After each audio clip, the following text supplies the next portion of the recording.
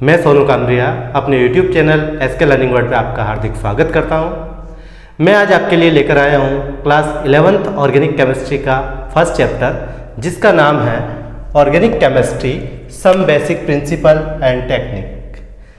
इस चैप्टर का इंट्रोडक्शन और जो कुछ मोस्ट इम्पोर्टेंट टॉपिक हैं वो इस चैप्टर में हम कवर करने जा रहे हैं, जो कि आगे की ऑर्गेनिक केमिस्ट्री पढ़ने के लिए, समझने के लिए मोस्ट इम्पॉर्टेंट है। अगर इन टॉपिक्स का नॉलेज हमें नहीं हुआ तो हमें किसी भी क्लास की ऑर्गेनिक केमिस्ट्री समझ में नहीं आएगी। इसलिए आज का वीडियो लेक्चर आपके लिए बहुत ही इम्पोर्टेंट होने वाला है, इसलिए अच्छे से सुने, समझें और सीखें ताकि ऑर्गेनिक केमिस्ट्री हमारे लिए आसान हो जाए। ठीक है, देखिए सबसे पहले तो चैप्टर का नाम है ऑर्गेनिक केमिस्ट्री। तो हमें ये पता होना चाहिए ऑर्गेनिक केमिस्ट्री होता क्या है ना। तो ऑर्गेनिक केमिस्ट्री को हम डिफाइन कैसे करेंगे ये मैं आपको बता रहा हूँ। सबसे पहले देखिए, organic chemistry the branch of chemistry that deals with organic compounds are known as organic chemistry, है ना। देखिए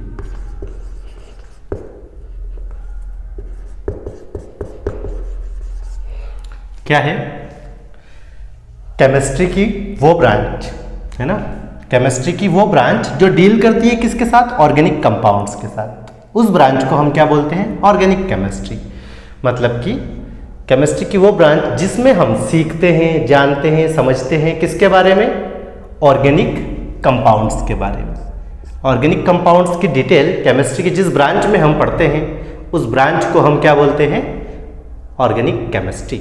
तो हम बताएंगे कि organic chemistry is the branch of chemistry that deals with the study of organic compounds, है ना। समझ में आ गया। ठीक है, क्या समझे कि ऑर्गेनिक केमिस्ट्री क्या है, केमिस्ट्री की एक ब्रांच है जो डील करती है किसके साथ, ऑर्गेनिक कंपाउंड्स की स्टडी के साथ। ठीक, अब ये ऑर्गेनिक कंपाउंड्स क्या होते हैं, हमने ये तो बोल दिया कि ऑर्गेनिक केमिस्ट्री जो है केमिस्ट्री की एक ब्रांच है जिसमें हम क्या कर रहे हैं, ऑर्गेनिक कंपाउंड्स की स्टडी कर रहे हैं। लेकिन अब हमें ये पता होना चाहिए कि ऑर्गेनिक कंपाउंड्स क्या होते हैं। ठीक है, तो देखिए ऑर्गेनिक कंपाउंड्स क्या चीज़ है, organic compound is a large class of chemical compounds that contain carbon carbon और कार्बन हाइड्रोजन बॉन्ड, है ना। ऑर्गेनिक कंपाउंड्स क्या होते हैं, तो ऑर्गेनिक कंपाउंड्स केमिकल कंपाउंड्स का एक लार्ज क्या है, क्लास है ना। Large class of chemical compounds है ऑर्गेनिक कंपाउंड्स, जिसमें क्या होता है, कार्बन कार्बन के बीच में कोवेलेंट बॉन्ड होता है, या फिर कार्बन और हाइड्रोजन के बीच में क्या होता है, कोवेलेंट बॉन्ड होता है। ठीक है, या फिर हम बोल सकते हैं क्या, hydrocarbons and their derivatives are called as organic compounds, है ना। हम दूसरी डेफिनेशन ये दे सकते हैं कि हाइड्रोकार्बन और उनके डेरिवेटिव्स को हम क्या बोलते हैं, ऑर्गेनिक कंपाउंड्स। दो तरीके से ऑर्गेनिक कंपाउंड्स की डेफिनेशन मैंने आपको बताई है। या तो हम बोल सकते हैं कि ऑर्गेनिक कंपाउंड्स जो है वे केमिकल कंपाउंड्स है जिनमें कार्बन कार्बन के बीच में कोवेलेंट बॉन्ड होता है, या कार्बन हाइड्रोजन के बीच में कोवेलेंट बॉन्ड होता है, या कार्बन का बॉन्ड कुछ दूसरे एटम्स जैसे नाइट्रोजन, ऑक्सीजन, इनके साथ भी हो सकता है ना। या सिंपल वे में हम ऑर्गेनिक कंपाउंड्स को डिफाइन करें तो हम बोल देंगे hydrocarbons and their derivatives are called as organic compounds. ठीक, हाइड्रोकार्बन्स और उनके डेरिवेटिव्स को हम क्या बोलेंगे, ऑर्गेनिक कंपाउंड्स। जैसे कि कुछ एग्जांपल मैंने आपके सामने लिखे हैं, CH4 मेथेन जिसे हम बोलते हैं, C2H6 जिसे एथेन बोलते हैं, C2H5OH जिसे हम एथेनॉल बोलते हैं, ये सभी है ना। और एक ये बेंजीन C6H6 बेंजीन, ये सारे क्या है, ऑर्गेनिक कंपाउंड्स के कुछ एग्जाम्पल हैं। ठीक है, तो इन ऑर्गेनिक कंपाउंड्स की स्टडी हम करते हैं केमिस्ट्री के एक स्पेशल ब्रांच में। उस ब्रांच को ही हम किस नाम से जानते हैं, ऑर्गेनिक केमिस्ट्री के नाम से। और इसी ऑर्गेनिक केमिस्ट्री के आज हमें क्या, कुछ बेसिक प्रिंसिपल्स एंड टेक्निक्स के बारे में जानना है इस चैप्टर में। अभी हमारा ये जो चल रहा है ये है इंट्रोडक्शन पार्ट, है ना, किसका, ऑर्गेनिक केमिस्ट्री का। तो इस ऑर्गेनिक केमिस्ट्री के इंट्रोडक्शन पार्ट में हमने ऑर्गेनिक केमिस्ट्री की डेफिनेशन जान ली, साथ में हमने ये जान लिया कि ऑर्गेनिक कंपाउंड्स जो है ये क्या होते हैं और इनको हम कैसे डिफाइन कर सकते हैं। अब देखिए कुछ इंपॉर्टेंट चीज़ें हैं जो हमें जानना जरूरी है इसके इंट्रोडक्शन में, जैसे कि बर्जिलियस है ना, एक साइंटिस्ट है, एक स्वीडिश केमिस्ट है, स्वीडन का रहने वाला एक केमिस्ट है, केमिस्ट्री का साइंटिस्ट। अब इसने सबसे पहले क्या बताया था, इसने बताया था कि वाइटल फोर्स जो है वो रिस्पॉन्सिबल होता है फॉर्मेशन ऑफ ऑर्गेनिक कंपाउंड्स के लिए, है ना, कि ऑर्गेनिक कंपाउंड्स कैसे बनते हैं, कहाँ बनते हैं, ये सबसे पहले बताया किसने, बर्जिलियस ने। बर्जिलियस ने बताया कि ऑर्गेनिक कंपाउंड्स जो बनते हैं वो लिविंग बींग्स के अंदर या लिविंग थिंग्स के अंदर, बॉडी के अंदर बनते हैं, और उनके फॉर्मेशन के लिए क्या जरूरी है, वाइटल फोर्स जरूरी है ना। वाइटल फोर्स मतलब जैविक बल, जो कि ऑर्गेनिज्म के, लिविंग ऑर्गेनिज्म के अंदर हमें फोर्स देखने को मिलता है, वो फोर्स ऑर्गेनिक कंपाउंड के फॉर्मेशन के लिए क्या है, जरूरी है, ऐसा बर्जिलियस ने हमें बताया था। ठीक है, तो स्टार्टिंग में ऑर्गेनिक कंपाउंड्स को बर्जिलियस के अकॉर्डिंग ही हम क्या करते थे, डिफाइन करते थे। हम ऐसा बोलते थे जैसे कि जो कंपाउंड्स हमें लिविंग बॉडी से ऑब्टेन होते हैं, है ना, लिविंग बीइंग की बॉडी के अंदर जो कंपाउंड्स का फॉर्मेशन होता है, उन कंपाउंड्स को हम बोलते थे ऑर्गेनिक कंपाउंड्स। लेकिन बाद में किसने, देखिए बाद में 1828 में एफ वॉल्कर नाम का एक साइंटिस्ट आया, और इसने क्या किया, इसने ऑर्गेनिक कंपाउंड्स को लेबोरेटरी के अंदर, एक ऑर्गेनिक कंपाउंड जिसका नाम है यूरिया, ठीक है, एक ऑर्गेनिक कंपाउंड जिसका नाम क्या है, यूरिया, इसको एफ वॉल्कर ने क्या किया, लेबोरेटरी के अंदर इनऑर्गेनिक कंपाउंड से सिंथेसाइज कर लिया। तो इसकी वजह से जो बर्जिलियस का कंसेप्ट था वो रिजेक्ट हो गया, क्योंकि बिना वाइटल फोर्स के, विदाउट वाइटल फोर्स के लेबोरेटरी के अंदर इन्होंने क्या सिंथेसाइज कर लिया, यूरिया, जिसका फॉर्मूला ये है NH2CO NH2। ये ऑर्गेनिक कंपाउंड इन्होंने सिंथेसाइज कर लिया, किसकी हेल्प से, इन्होंने ये सिंथेसाइज किया अमोनियम साइनेट की हेल्प से, जिसका फॉर्मूला है NH4CNO। इस अमोनियम साइनेट की हेल्प से, जो कि एक इनऑर्गेनिक कंपाउंड है, इसको हीट करके इन्होंने बिना किसी वाइटल फोर्स के, विदाउट एनी वाइटल फोर्स, इन्होंने क्या बना लिया, यूरिया बना लिया। तो इससे बर्जिलियस का कंसेप्ट रिजेक्ट हो गया। उनने बताया था कि ऑर्गेनिक कंपाउंड के फॉर्मेशन के लिए क्या वाइटल फोर्स रिस्पॉन्सिबल होते हैं, लेकिन ऐसा नहीं है ना। ये प्रूव कर दिया किसने, एफ वॉल्कर ने, क्या बना करके, यूरिया बना करके। तो यूरिया क्या है, फर्स्ट ऑर्गेनिक कंपाउंड है जो लेबोरेटरी के अंदर सिंथेसाइज किया गया है, याद रखना इंपॉर्टेंट चीज है ना। फर्स्ट ऑर्गेनिक कंपाउंड जो लेबोरेटरी में बनाया गया वो कौन सा है, यूरिया है, ठीक है। और वो किससे बनाया था, तो अमोनियम साइनेट से बनाया गया था। और किसने बनाया था, तो एफ वॉल्कर ने बनाया था, ठीक है। क्या रिएक्शन करवाई थी, तो ये अमोनियम साइनेट, इसको हीट किया था, हीट करने पर यूरिया बन गया था। और इनके बाद में कुछ और भी साइंटिस्ट आए जिन्होंने क्या किया, इन ऑर्गेनिक कंपाउंड्स को लेबोरेटरी में सिंथेसाइज किया, कुछ और नए ऑर्गेनिक कंपाउंड्स को, ठीक है। जैसे कि कोल्बे नाम का एक साइंटिस्ट, जिसने एसिटिक एसिड को बनाया 1845 में आर्टिफिशियल तरीके से, है ना, इनऑर्गेनिक कंपाउंड्स, इनऑर्गेनिक एलिमेंट्स की हेल्प से क्या बना लिया इन्होंने, एसिटिक एसिड बना लिया 1845 में। इसी तरह से फिर बर्थोलेट आए, है ना, बर्थेलॉन। अब इनने क्या किया, इनने मेथेन गैस जो है, जो एक तरह का हाइड्रोकार्बन है, CH4 जिसका फॉर्मूला होता है, वो सिंथेसाइज कर लिया लेबोरेटरी में 1856 में। तो इन तीनों साइंटिस्ट ने क्या कर दिया, विदाउट वाइटल फोर्स के ही इनऑर्गेनिक सब्सटेंस या इनऑर्गेनिक एलिमेंट्स की हेल्प से ऑर्गेनिक सब्सटेंस को बना दिया, और बर्जिलियस के कंसेप्ट को पूरी तरह से रिजेक्ट कर दिया, ठीक है। अब उसके बाद में देखिए, जो हम पढ़ रहे हैं अभी यहाँ पर ऑर्गेनिक केमिस्ट्री, इसमें हम मेन कार्बन के कंपाउंड्स के बारे में ही स्टडी करेंगे, है ना। मोस्ट ऑफ या मैक्सिमम या बोल सकते हैं ऑल द कंपाउंड्स, जितने भी कंपाउंड्स इस केमिस्ट्री के अंदर, ऑर्गेनिक केमिस्ट्री के अंदर हम डिस्कस करने वाले, सबका एक इंपॉर्टेंट कॉन्स्टिट्यूट रहने वाला है कौन, कार्बन, है ना। तो अब कार्बन जो है, इसमें एक यूनिक प्रॉपर्टी होती है जिसके बारे में हमें जान लेना बहुत ही जरूरी है। देखिए, उस यूनिक प्रॉपर्टी का नाम क्या है, कैटेनेशन, है ना। कार्बन के अंदर कैटेनेशन नाम की एक यूनिक प्रॉपर्टी होती है। इस वजह से कार्बन के बहुत सारे क्या है, कंपाउंड्स हैं, और इतने कंपाउंड्स है कि इनकी स्टडी के लिए केमिस्ट्री की एक अलग से ब्रांच बनानी पड़ी, जिस ब्रांच का नाम क्या है, ऑर्गेनिक केमिस्ट्री।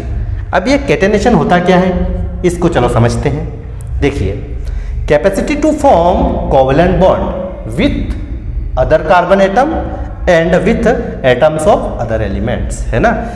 अगर किसी एलिमेंट में देखो किसी के ये कैटेनेशन की प्रॉपर्टी स्पेशल किसमें, सिर्फ कार्बन एटम में ही है। तो इसको हम इस तरह से एक्सप्लेन करते हैं कि कार्बन एटम की वो कैपेसिटी जिसके थ्रू वो दूसरे कार्बन एटम के साथ क्या बना सकता है, कोवेलेंट बॉन्ड बना सकता है। और न सिर्फ दूसरे कार्बन एटम्स के साथ ही नहीं, बल्कि कार्बन के साथ साथ कुछ दूसरे एलिमेंट जैसे हाइड्रोजन, नाइट्रोजन, ऑक्सीजन, इनके साथ भी वो क्या बना सकता है, कोवेलेंट बॉन्ड बना सकता है। ठीक है, तो कार्बन में क्या कैपेसिटी है कि एक कार्बन, है ना, इस तरह से एक कार्बन दूसरे कार्बन से, दूसरा तीसरे से, तीसरा चौथे से, चौथा पांचवें से, इस तरह से कार्बन कार्बन आपस में कोवेलेंट बॉन्ड के थ्रू अटैच होकर के एक लॉन्ग चेन फॉर्म्ड कर सकते हैं। और फिर ये जो कार्बन है ये किसी दूसरे एलिमेंट जैसे हाइड्रोजन, है ना, ऑक्सीजन, नाइट्रोजन, इनके साथ भी क्या कर सकते हैं ये, ठीक है, बॉन्ड बना सकते हैं।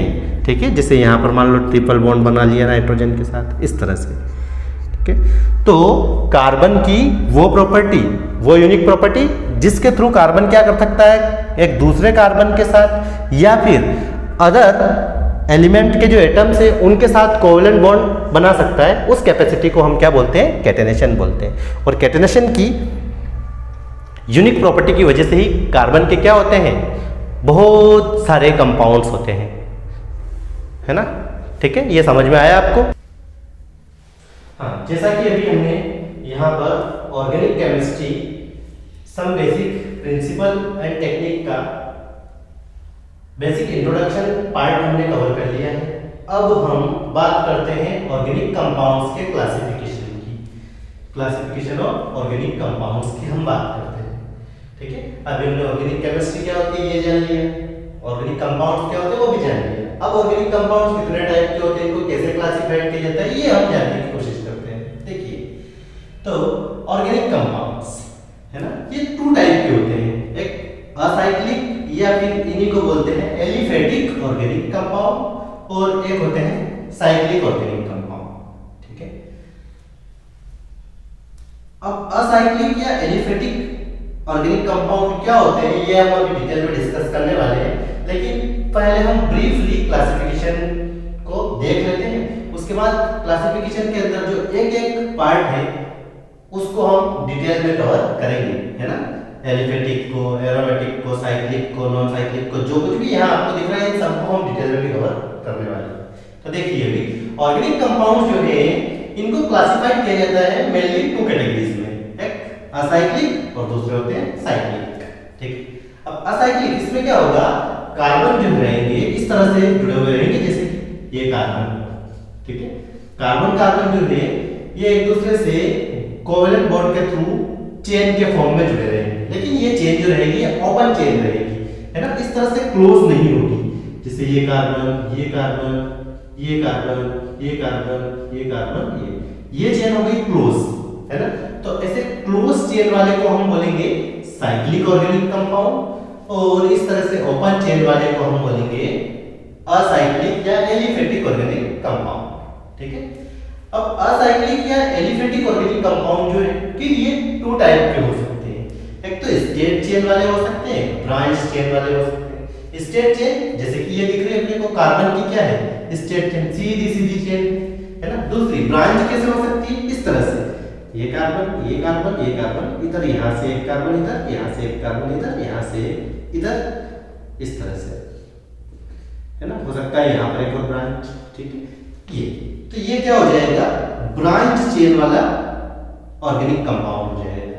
तो ऑर्गेनिक कंपाउंड्स को मेनली हम क्लासिफाइड कर रहे हैं 2 कैटेगरीज में, एक असाइक्लिक है, एक साइक्लिक है। असाइक्लिक में कार्बन जो है उसकी या तो ओपन चेन रहेगी, सॉरी उसकी चेन हमेशा ओपन रहेगी। असाइक्लिक का मीन्स क्या है, ओपन चेन वाले ऑर्गेनिक कंपाउंड्स, है ना, organic compounds containing open chain of carbon atoms. ठीक है, अब ये ओपन चेन 2 टाइप की हो सकती है, एक तो स्ट्रेट चेन हो सकती है इस टाइप से, एक ब्रांच चेन हो सकती है इस टाइप से। ठीक, अब हम बात करें साइक्लिक की। साइक्लिक में क्या होगा, कार्बन कार्बन एटम्स एक दूसरे से कोवेलेंट बॉन्ड के थ्रू इस तरह से जुड़ करके क्या बना लेंगे, एक क्लोज्ड चेन बना लेंगे। इस क्लोज्ड चेन को ही रिंग भी हम बोल सकते हैं। ठीक है, और ऐसे रिंग वाले कंपाउंड्स को जिनमें कार्बन कार्बन का क्या बन जाए, साइकिल बन जाए क्लोज इस तरह से, है ना। एक और मैं बताता हूं आपको बेंजीन, है ना, जैसे ये है, ठीक है।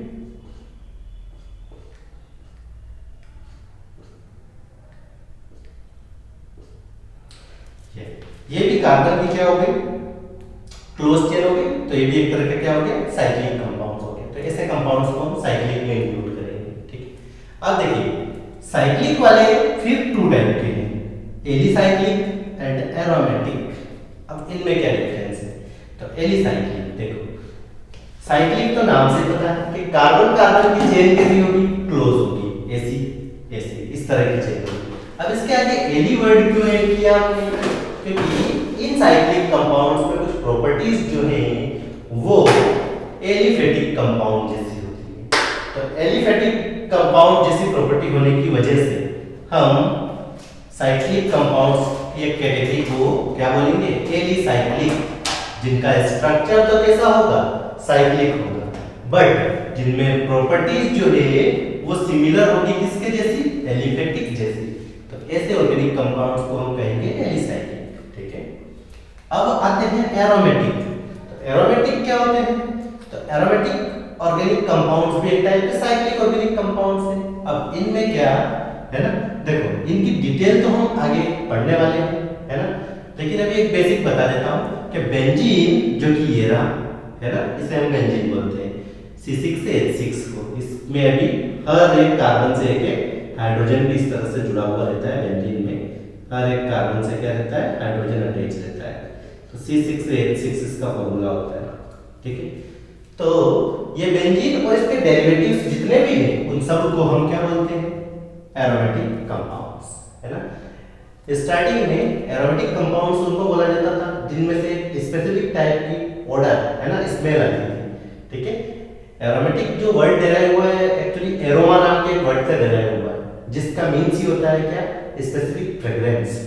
तो ऐसे कंपाउंड जिनमें से एक स्पेसिफिक फ्रेग्रेंस, एक स्पेसिफिक खुशबू, स्मेल जिनमें से आती थी उनको हम एरोमेटिक कंपाउंड बोलते थे। लेकिन बाद में डेफिनेशन की मॉडिफाइड हो गई और आजकल हम बेंजीन और उनके डेरिवेटिव्स को क्या बोलते हैं, एरोमेटिक कंपाउंड्स बोलते हैं। ज्यादा डिटेल इनके आगे हम डिस्कस करेंगे, ठीक। अब ये देखिए, अब ये एलिसाइक्लिक जिनका स्ट्रक्चर साइक्लिक है लेकिन जिनमें प्रॉपर्टी किसकी है, किसकी जैसे सिमिलर है, एलिफेटिक जैसी। अब ये फिर टू टाइप के होते हैं, एक होमोसाइक्लिक होते हैं और एक हेटेरोसाइक्लिक होते हैं। होमोसाइक्लिक को ही क्या बोलते हैं, कार्बोसाइक्लिक भी बोलते हैं। क्यों, क्योंकि होमोसाइक्लिक में क्या होता है, जो साइकिल बना होता है वो सिर्फ कार्बन एटम से मिलकर बना होता है। जैसे इसमें देखो, जो साइकिल बना हुआ है पूरी रिंग जो बनी हुई है, इसमें कार्बन के अलावा कोई भी दूसरा एटम इंक्लूड नहीं है ना। बेंजीन में भी ऐसे सिस्टम है, ठीक है। ये बेंजीन को इस तरह से भी हम बना सकते हैं, ठीक है, इस तरह से। इसके सभी 6 कॉर्नर्स पर कार्बन होता है और हर एक कार्बन से एक हाइड्रोजन अटैच होता है। तो यहाँ पर कार्बन है, यहाँ पर कार्बन है, यहाँ पर कार्बन, यहाँ पर कार्बन, यहाँ पर, है ना। तो रिंग जो बनी हुई है पूरी सभी कार्बन एटम से मिलकर बनी हुई है। तो जब रिंग में कार्बन के अलावा कोई भी दूसरा एटम इंक्लूड ना हो तो ऐसे साइक्लिक कंपाउंड को हम क्या बोलते हैं, होमोसाइक्लिक, ठीक है। तो एलिसाइक्लिक टू टाइप के हैं, तो होमोसाइक्लिक है, हेटेरोसाइक्लिक, ठीक है। तो एलिसाइक्लिक होमोसाइक्लिक का मींस मैंने बता दिया, जिसकी रिंग केवल किससे बनी हुई हो, कार्बन एटम से। अगर रिंग में कहीं ना कहीं कार्बन एटम के अलावा कोई दूसरा एटम भी आ जाए तो उसे हेटेरोसाइक्लिक बोलेंगे। जैसे मान लो यहाँ का कार्बन हटा दूं और ऑक्सीजन ऐड कर दूं, तो ये कंपाउंड क्या हो गया, हेटेरोसाइक्लिक, ठीक है। क्योंकि रिंग के अंदर, साइकिल के अंदर कौन आ गया, कार्बन के अलावा एक दूसरा एटम आ गया, ठीक है। अब देखिए एरोमेटिक की बात करें तो एरोमेटिक भी इसी तरह से टू टाइप के हो सकते हैं, होमोसाइक्लिक एरोमेटिक और हेटेरोसाइक्लिक एरोमेटिक। होमोसाइक्लिक में वही होगा, क्या होगा कि जो कार्बन है, जो चेन है, साइकिल है, रिंग है, उसमें क्या होगा, सारे कार्बन एटम से होंगे और हेटेरोसाइक्लिक पे कार्बन के अलावा कोई दूसरा एटम भी होगा। अब देखिए होमोसाइक्लिक एरोमेटिक जो है ये फिर टू टाइप के होते हैं, तो बेंजेनोइड और एक नॉन बेंजेनोइड। बेंजेनोइड मतलब जिनमें बेंजीन रिंग होती है और नॉन बेंजेनोइड जिनमें बेंजीन रिंग नहीं होती, ठीक है। और हेटेरोसाइक्लिक तो समझ में आ ही गया कि रिंग में कार्बन के अलावा कोई दूसरा एटम भी इंक्लूड हो जाएगा, ठीक है। तो ये ब्रीफली क्लासिफिकेशन हो गया किसका, ऑर्गेनिक कंपाउंड्स का। अब इन सभी पार्ट्स के बारे में हम डिटेल भी आगे जानेंगे। ठीक है, अभी समझ में आ गया। देखिए एक बार और रिपीट कर रहा हूँ, ध्यान दीजिएगा।